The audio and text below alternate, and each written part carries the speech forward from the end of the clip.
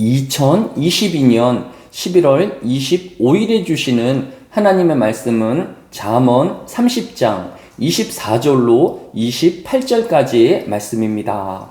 구약성경 잠언 30장 24절로 28절까지의 말씀을 공독합니다. 땅에 작고도 가장 지혜로운 것 넷이 있나니 곧 힘이 없는 종류로되 먹을 것을 여름에 준비하는 개미와 약한 종류로되 집을 바위 사이에 짓는 사반과 임금이 없으되 다 때를 지어 나아가는 메뚜기와 손에 잡힐만 하여도 왕궁에 있는 도마뱀이니라. 아멘. 가장 지혜로운 왕으로 알려진 솔로몬 왕이 기록한 잠언 29장에 이어서 잠언 30장을 기록한 아굴은 성경에 자신을 겸손함으로 표현하고 있는 것을 볼 수 있습니다. 잠언 30장 2절에 자신을 소개하기를 나는 다른 사람에게 비하면 짐승이라 내게는 사람의 총명이 있지 아니하니라 라고 하였습니다. 사람을 짐승에 비유하는 말이 가장 심한 욕일 수 있음에도 불구하고 아굴은 자신의 지혜를 사람들 중에 우둔함에 비하여 지지도 않고 지능이 없는 짐승과 같다고 자신을 겸손하게 소개하고 있는 것을 볼 수 있습니다. 아굴은 어떻게 자신이 짐승보다도 못한 겸손을 보일 수 있었을까요? 겸손이란 그 사람의 마음 태도이기도 하지만 더 큰 지혜자 앞에 섰을 때에 진정한 자신의 모습을 확인함으로써 자연스럽게 나타나는 태도가 바로 겸손인 것입니다. 그러면 이 아굴은 그 지혜로운 자로 하나님 앞에 있었기에 그는 한없이 겸손한 자가 되어질 수 있었습니다. 그리고 다른 측면에서 아굴을 겸손하게 하였던 것은 그와 함께하였던 자연과 짐승들이었다라는 것입니다. 오늘 잠언 30장 24절을 보면 땅에 작고도 가장 지혜로운 넷이 있나니 라고 작은 짐승들의 지혜를 우리에게 교훈하고 있습니다. 첫 번째는 개미의 지혜입니다. 25절에 보면 힘이 없는 종류에 대해 먹을 것을 여름에 준비하는 개미와 라고 하였습니다. 사람들 중에도 다가올 겨울과 미래를 알면서도 오늘의 삶을 쾌락과 자신의 욕망의 만족을 위하여 허비하는 사람들이 얼마나 많은지 모릅니다. 남들이 아니라도 우리 지난 날들을 살펴보면 지난 한 주일과 또 지난 한 달과 지나간 2022년을 되돌아보면 그 날들 중에는 미래를 위한 삶보다는 그날의 만족을 위한 삶들이 또 수없이 있었음을 발견하게 되어지는 것입니다.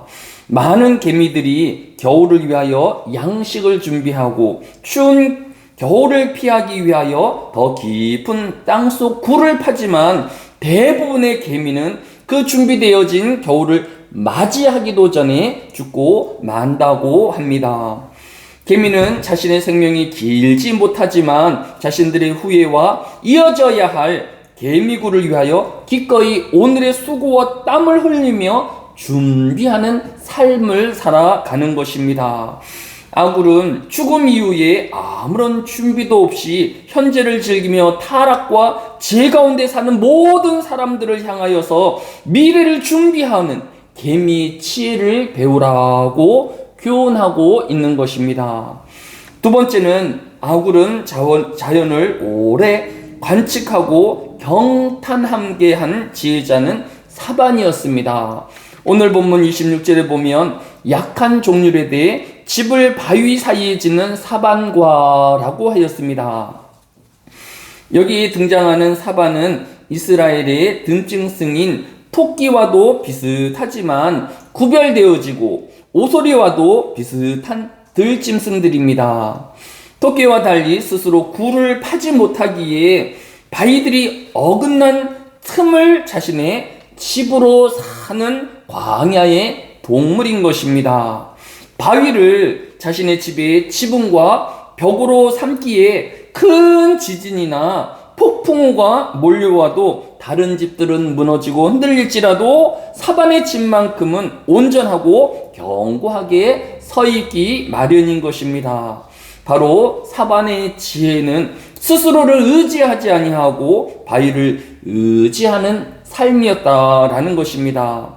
사람의 지혜가 모든 미래를 준비하고 대처할 수는 없는 것입니다. 정말 지혜로운 사람이라고 한다라고 하면 천지의 창조주이시고 전능하신 우리의 큰 바위이신 하나님을 의지하는 삶이야말로 진정한 지혜로운 인생임을 우리에게 교훈해 주는 것입니다. 세 번째로 메뚜기 떼입니다. 오늘 본문 27절에 보면 임금이 없으되 다 떼를 지어 날아가는 메뚜기와라고 하였습니다. 사실 한 마리 한 마리의 메뚜기는 위협적이지도 또 공격적이지도 않지만 또 많은 짐승들의 먹이거리 또 단백질 보충원에 불과하지만 수천 또 수만의 메뚜기가 한 방향으로 체계적으로 일사불란하게 이동한다라고 하면 그 이야기는 달라지는 것입니다. 아무리 사람이라 할지라도 그들을 당해낼 수 없고 또 한 해 동안 열심히 지은 농사조차도 다 빼앗길 수밖에 없는 것입니다. 이스라엘 백성들이 애굽에서 출애굽할 때에 하나님께서 애굽에 내려오신 10가지 재앙 중에서 점점 재앙의 강도가 강해져 가는데 바로 이 메뚜기 재앙이 8번째에 해당할 정도로 많은 애굽의 사람들에게 공포의 대상이었던 것을 볼 수 있습니다. 메뚜기의 이러한 힘과 공격력은 질서 있고 또 체계적으로 움직이는 그들의 지혜가 없이는 불가능하다라는 것입니다. 끝으로 도매뱀입니다. 오늘 본문 28절에 보면 손에 잡힐만 하여도 왕궁에 있는 도마뱀이니라 라고 하였습니다. 한 나라에 왕이 사는 왕궁은 삼엄한 병사가 지키고 있으며 특별히 왕이 기거하는 방은 왕궁에서도 가장 신이 많은 몇몇의 신하에게만 허락되어진 금단의 지역일 것입니다. 그러나 작은 도마뱀은 어떤 제지와 방해도 받지 아니하고 수시로 왕의 침실과 방을 드나드는 것을 볼 수 있습니다. 어떤 왕도 완벽하게 도마뱀까지 막을 수는 없었던 것입니다. 아굴은 이렇게 자신의 주변에 있는 작은 동물들을 가까이 관측함으로써 하나님의 놀라운 지혜와 또 그 생명력을 주신 하나님의 놀라운 섭리를 그가 바라보며 하나님을 두려워하고 더욱 경외하는 신앙을 갖게 되어진 것을 볼 수 있습니다. 우리는 이 하나님께서 지으신 창조의 세상으로 나아가서 우리의 부족함과 또 하나님의 놀라운 지혜들 앞에 섬으로써 겸손한 자가 되어야 할 것입니다. 특별히 점점 하나님을 알지 못하여지고 경험하지 못한 우리의 자손들과 또 청소년들과 주일학교 학생들이 하나님의 지으신 이 자연의 신비와 또 생명의 경이로운 현장으로 더 가까이 다가가고 또 오래 간축할 수 있도록 환경을 만들어주는 것이 우리 먼저 믿는 자들의 마땅히 행할 일이어야 할 것입니다. 오늘 하루도 하나님께서 지으신 이 세상과 또 생명을 주신 그 하나님의 놀라운 능력 앞에서 겸손한 신앙인이 되어야 할 것입니다. 우리의 자녀들과 이웃들도 이 하나님의 놀라운 경이로움 앞에 경배함과 또 경외함을 배우게 해야 할 것입니다.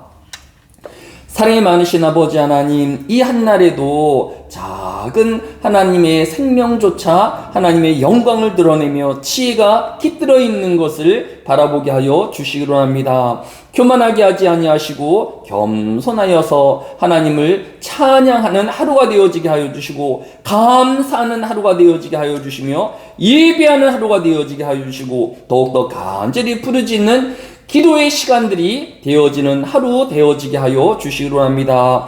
특별히 기도하고 바라옵기는 우리의 청년들과 주일학교와 학생회를 하나님께서 기억하여 주셔서 저들이 하나님을 믿는 믿음이 더욱 굳건해지게 하여 주시고, 또 하나님을 의지하는 삶의 신앙이 되어질 수 있도록 주여 은혜를 베풀어 주시기로 합니다. 그런 환경을 만들게 하도록 우리가 더욱 기도하게 하여 주시고, 저들을 격려하는 자가 되어지게 하여 주시기를 원합니다. 이 한날에도 하나님을 위하여 수고하고 애쓰는 모든 청직이 되어진 하늘의 교회의 성도들에게 하나님의 한량없인 은혜와 복으로 함께하여 주실 것을 믿사오며 예수님의 이름으로 기도드려 싸움나이다. 아멘.